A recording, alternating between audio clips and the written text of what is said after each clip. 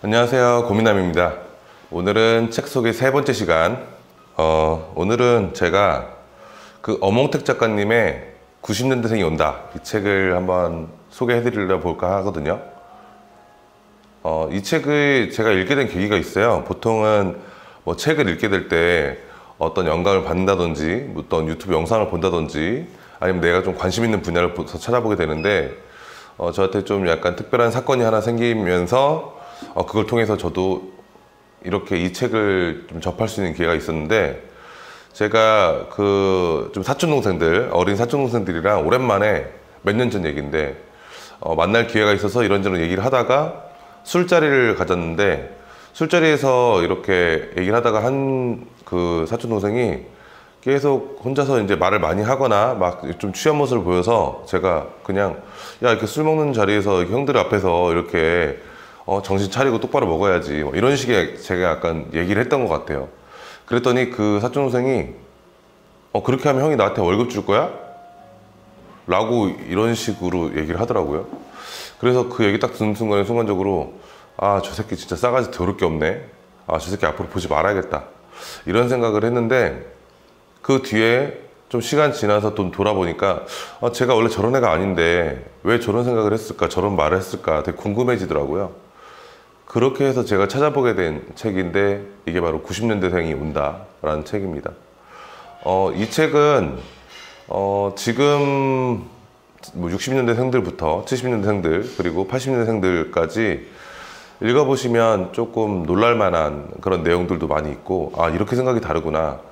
단순히 나이 차이가, 나이가 어리고 많고의 그런 차이가 아니라 어떤 환경이 다르고 지금 세상이, 세대가 좀 다르기 때문에 그럼 그런 세대들을 좀 이해하는 데 좀 도움이 되는 책이라고 생각하고요.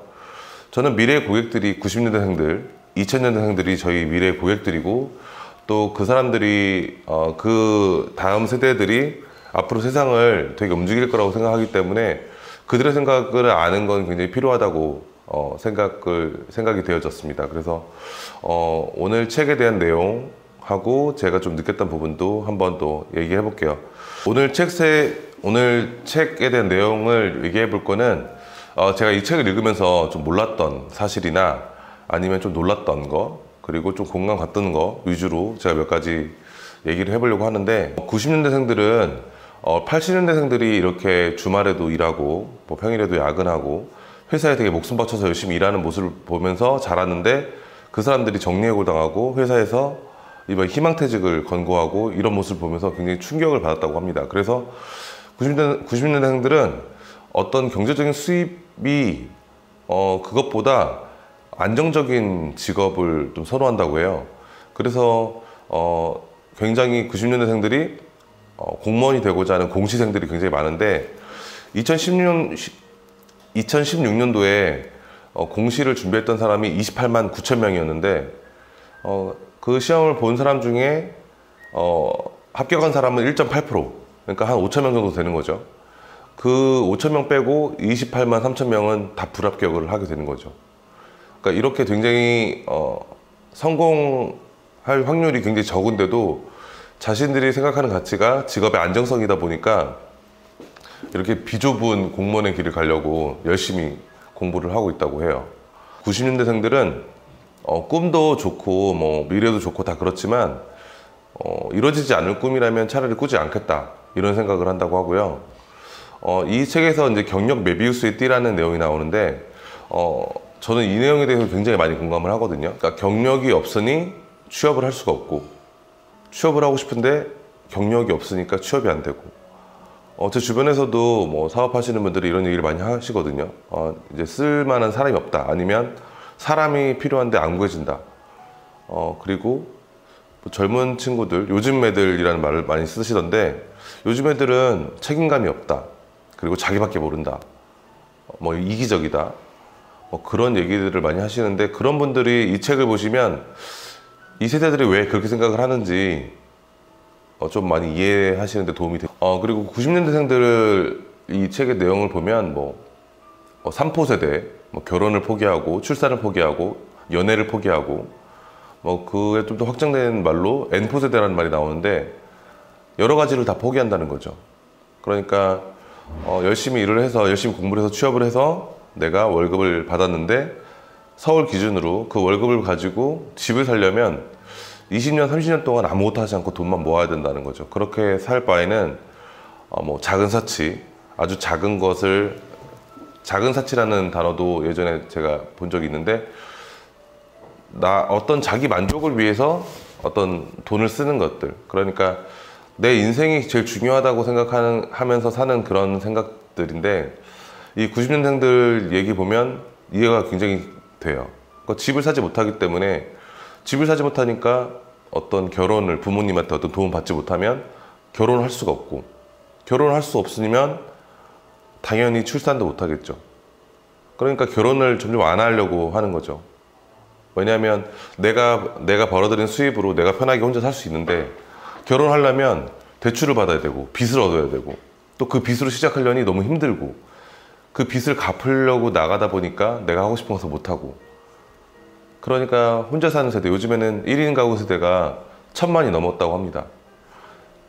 사실 굉장히 좀 안타까워요. 왜냐하면 우리나라 같은 경우는 특히 인적 자원이 밖에 없는 나라인데, 천연 자원이 없기 때문에 우리나라는 인적 자원으로 승부를 해야 하는 나라인데, 인구가 지금 5,100만까지 줄었다고 하죠.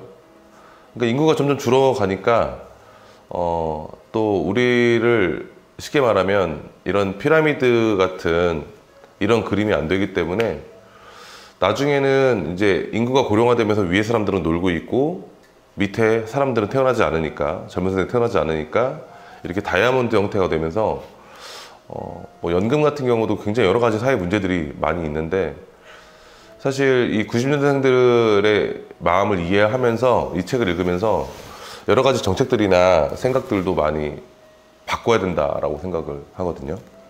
그리고 여기서 이제 책에서 말하는 이제 세 가지 90년대생들의 어떤 세 가지 특징을 얘기하는데, 첫 번째가 간단하거나, 두 번째가 재밌거나, 세 번째가 정직하거나.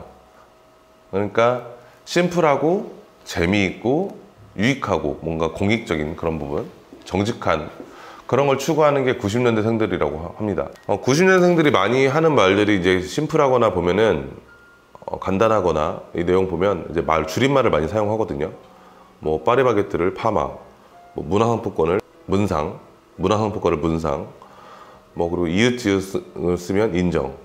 그러니까 뭔가 심플하고 이렇게 간단한 거를 굉장히 추구하는 거죠. 그러니까 복잡하게 생각하는 것보다는 간단하게 생각하고 심플하게 생각하는 걸 추구하고, 또 이제 재미있는 걸 추구하는 데 있어서는 뭐 병맛이라고 하죠. 이제는 무한도전이 인기가 있었던 이유 중에 하나도 이런 병맛 같은 것들, 그리고 그 G.O.D의 박준영 씨가 하는 왓썸맨 같은 경우도 굉장히 병맛처럼 그런 것들이 있어서, 그러니까 병맛이라는 게 약간 병신 같은데 좀 재밌고 자꾸 보게 되는, 그러니까 어떤 컨텐츠 유튜브에서도 보면은 이 사람 굉장히 똑똑한 사람인데 좀 바보같이 행동하거나 좀 그렇게 하는 이유가, 내가 나보다 좀 바보 같은 사람들을 보므로써 약간 느끼는 위안 같은 것도 있고, 그런 거 보면서 좀 약간 재미도 느끼고 자신의 어떤 자존감도 약간 회복하고, 그런 여러 가지 부분들이 있는 것 같고요. 또 이제 마지막에 정직하거나 내용을 보면은 뭐 입시비리 같은 것들, 뭐 쌍둥이가 전교 1등 했던 사건들, 이런 것들 보면서 사람들이, 그 90년생들이 공기업에 처음에 가려고 하다가 아예 이제 공무원으로 방향을 바꾸는, 그러니까 어떤 사건을 보고 난 이런 게 너무 싫어. 그러니까 어떤 지금 기존의 어떤 회사의 문화, 조직 내 문화, 이런 것을 되게 경멸하고 환멸하는 그런 생각을 하는 거죠. 이 책을 읽으면서 저는 90년대생들과 조금 더 소통을 많이 해보고 그들의 생각이 어떤가 많이 알아봐야겠다라는 생각을 굉장히 많이 했고, 또 지금의 중요하게 생각하는, 지금 우리 고객들이 점점 더 어려지고 있고, 미래 비즈니스는 이런 어린 사람들을 대상으로 한 것들도 굉장히 많이 커질 거다라고 생각을 하기 때문에 젊은 사람들의 생각을 이해하는 데 많이 도움이 됐고, 아, 이게 왜 인기가 있지?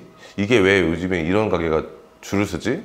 그런 부분을 이해하는 데도 굉장히 많이 도움이 됐던 것 같아요. 그리고 이제 자녀를 키우는 입장에서 아이들이 앞으로는 어떤 세상에서 어떤 환경에서 어떤 생각을 하면서 살아가겠구나, 그런 부분들도 좀 이해하는 측면이 돼서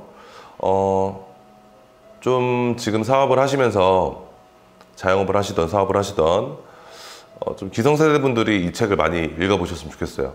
그러니까 이 책에서도 이런 내용이 나오거든요. 35세 이전까지는 어떤 기술의 발전이, 신기술의 발전이 흥분되고 설레게 만들지만 35세 이상이 되고 나면 난처하고 곤란해지는 어떤 신기술의 발전이 35세 이상, 저 35세 이상인데 당황스럽고 난처하게 되는 상황이 온다.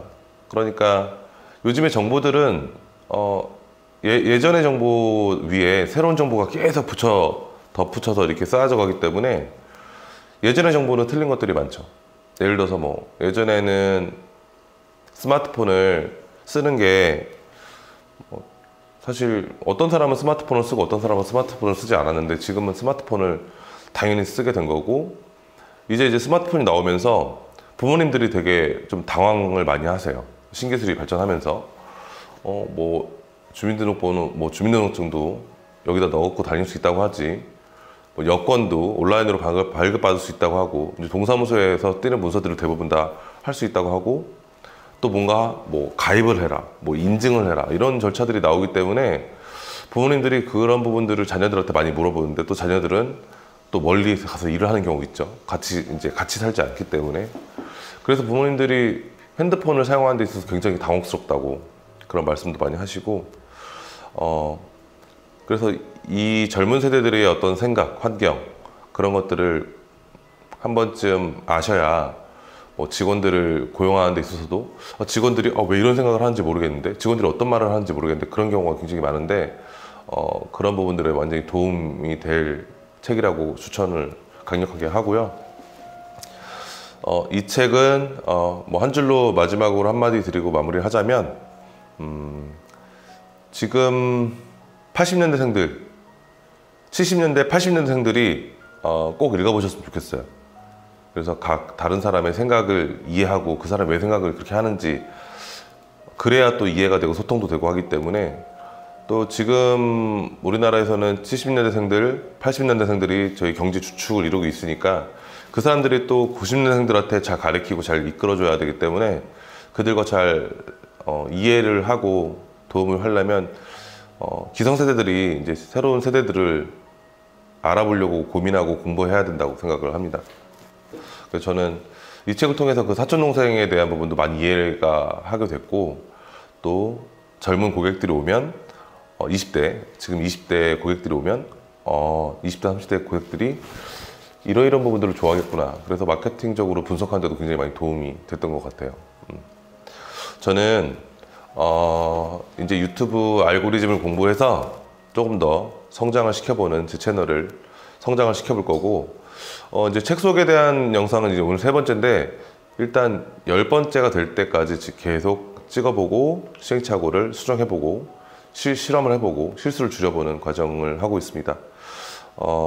도움이 되셨다면 구독과 좋아요 부탁드리고, 뭐 부족한 부분들 아니면 의견을 뭐 말씀하고 싶으신 것들이 있으면 댓글을 달아주시면 제가 좀 반영해서 또 영상을 또 한번 찍는 데 참고해 보도록 하겠습니다. 지금까지 고민남이었고요. 또 내일은 제가 영상을 안 올릴 것 같긴 한데, 또 좋은 책을 또 열심히 읽고 여러분들께 또 도움이 되는 그런 영상 콘텐츠를 또 만들어 보도록 하겠습니다. 감사합니다.